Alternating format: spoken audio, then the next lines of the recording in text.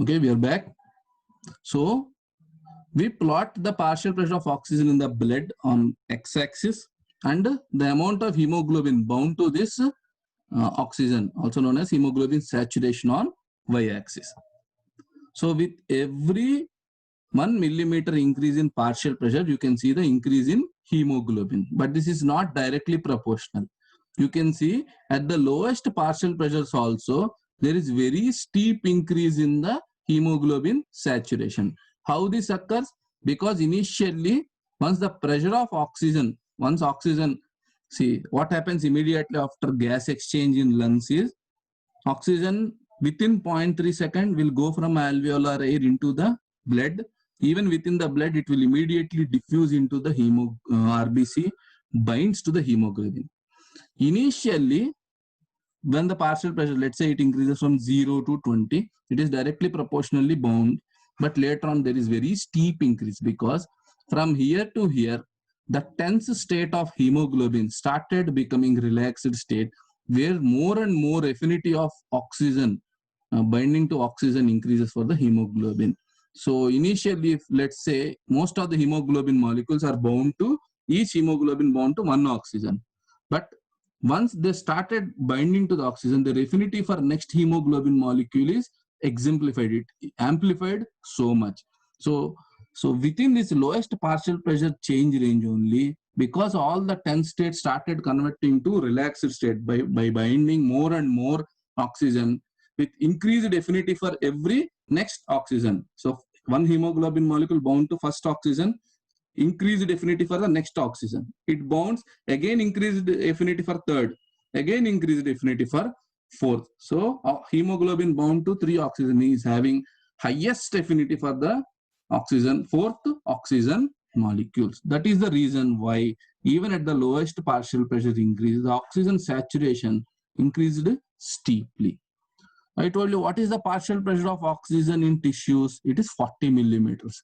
At that partial pressure also, how much hemoglobin is saturated? Around 75% of the hemoglobin is saturated. So this happens in tissues and also in the venous blood. More than this partial pressure, okay, at 100 millimeters of mercury, where this partial pressure of oxygen is present in the lungs, you can see the percentage saturation of hemoglobin around 97%. It could have been 100%, but because some amount of hemoglobin is in methemoglobin, that is ferric state, that you have to exempt that 2.5 to 3% hemoglobin. But so blood leaving the lungs at partial pressures of oxygen. So I told you, during the transit time, oxygen enters the blood from the alveoli, binds to the hemoglobin. Immediately it finishes binding to that particular hemoglobin. Let's say one RBC stays in entire lungs for 0.75 seconds. In that, whatever oxygen is entering will enter the RBC and binds to all the hemoglobin content of that RBC. Once it finishes hemoglobin content, it slowly increases the dissolved form of the oxygen in the plasma, till again the partial pressures between the lung alveoli and pulmonary capillary blood reaches, in between value. But actually, because it is always at 100, the capillary oxygen partial pressure has to go till 100. Okay, till it becomes 100, how much it is dissolved in the blood? 0.3 ml per deciliter. Okay, if you read your textbook and again listen to this video, it will be crystal clear, and this is very, very important concept for your entire life as a doctor. So blood leaving the lungs is having 100 millimeters of mercury partial pressure oxygen. At that, hemoglobin saturation is around 97.5%. Blood in the veins is having 40 millimeters partial pressure of oxygen. Even at that partial pressures, the hemoglobin saturation is 75%. So this is your oxyhemoglobin, same oxyhemoglobin dissociation curve. So you can see the values here. For 10 millimeters of mercury partial pressure, hemoglobin is 13.5% saturated. And dissolved content, this depends on the Henry's law, solubility into partial pressure. That is around 0.003 ml into 10, 0.03. So for every 10-fold rise in, 10 mm increase in partial pressure, you can see the increase in hemoglobin saturation.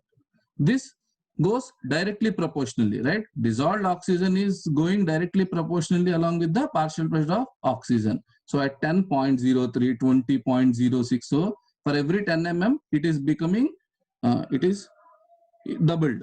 It is doubled. So you can see the partial pressure of oxygen at 40 millimeters. So saturation is 75.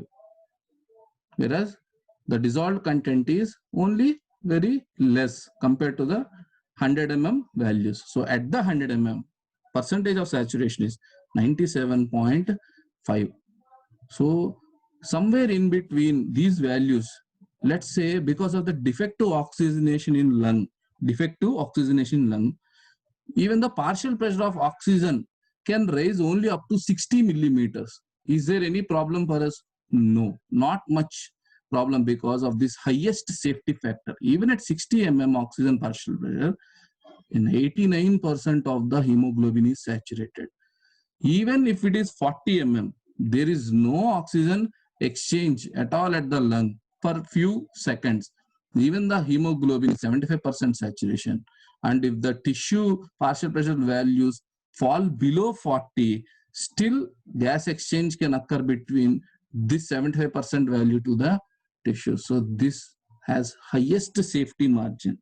But how this is achieved, especially this steep value, is because of the change of the hemoglobin affinity for binding of oxygen molecules.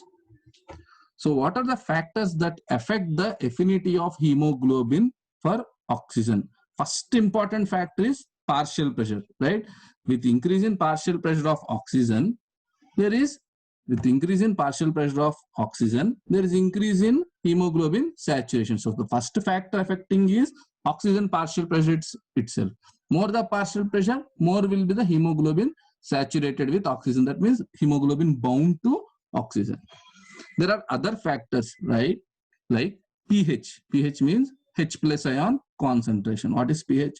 Negative logarithm of H plus ion proton concentration. This in turn depends on, or blood pH in turn depends on partial pressure of carbon dioxide, right? If the carbon dioxide levels increase, what happens to the H plus value? Acidity increases, right? Carbon dioxide is acidic gas.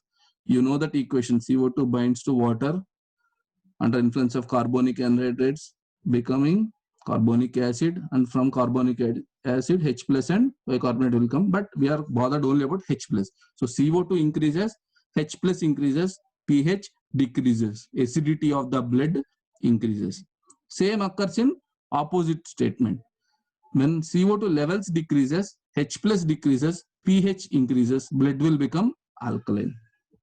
Similarly, temperature, your body temperature, at the same time, your blood, which will be at your body temperature, right? Body temperature is finished for you. Now you will be very well, you are very much confident about this chapter. Mr. Sir already finished the body temperature. So temperature, pH, and 2,3-DPG, that is diphosphoglycerate, an important metabolite in your RBC. So these things also affect hemoglobin affinity for oxygen along with the partial pressure of oxygen. So when there is a rise of temperature or fall in pH, that means increase in H plus, increase in PCO2, or else increase in acidity. These conditions shift the oxyhemoglobin dissociation curve to right. So this is at normal body temperature and PCO2 levels and 2,3-DPG level, the central curve. When the pH decreases, body temperature increases, carbon dioxide partial pressure increases, 2,3-DPG levels in the RBC increases, the hemoglobin dissociation curve shifts to right. What does that indicate? Simple. Higher partial pressures of oxygen are required to increase the hemoglobin saturation. So let's take value of 50% hemoglobin saturation. You can see when the pH decreases, CO2 increases, PCO2 increases, temperature increases, 2,3 dpg increases. This much partial pressure is required to 50% saturate the hemoglobin, which is more than normal values. What happens when pH increases? That means alkalinity increases, or else H plus ions decrease, PCO2 decrease, body temperature decrease, 2,3 dpg levels decrease. The curve shifts to left. That means lower partial pressures are required to increase the hemoglobin saturation. So that we will see in the next slide also. So what happens when the pH decreases? It occurs when PCO2 increases, or else H plus ions increases, acidosis. Higher partial pressures are required to saturate the hemoglobin compared to normal levels. Similarly, when pH increases, alkalinity increases, or else H plus ion decreases, or else PCO2 levels decreases, the hemoglobin oxygen dissociation curve shifts to left. We can call it as association curve or dissociation curve, shifts to left. Similarly, normal body temperature at 37 degrees centigrade, if the temperature increases, the curve shifts to right. That means we can say that the partial pressure required to increase the hemoglobin saturation for increase in temperatures is more than the normal values. Or else in reverse, I can tell you that the hemoglobin affinity for oxygen decreases in these conditions, right? We can also state that the hemoglobin affinity for oxygen decreases in these conditions, or else the more partial pressures are required to cause same saturation compared to the normal values. Think on this. Think on these statements. Okay? Watch the next video.